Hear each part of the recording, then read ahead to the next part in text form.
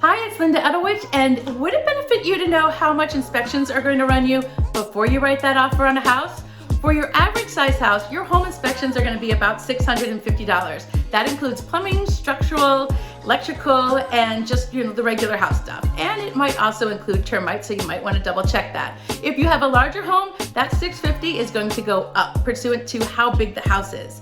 If you're going to do a radon and the air test to see how high radon possibly is, that test is going to run you about $150. And if you have a well system and you're doing a well test, the potability and the regular bacteria in the water, including uranium, radon, arsenic, and lead profile, is about $250. Keep in mind that if you are doing a well test and you have a radon, uranium, and lead, that's going to take you a couple extra days to come back, so you might want to watch those deadlines. If you have a septic system, your septic inspection can run you anywhere from $295 to $325, and unless you check the box that you are going to pay for pumping, your seller is likely to pay for pumping here in Connecticut. It's pretty much standard, and that isn't something you need to worry about, but pumping can range you anywhere from $300 to $375.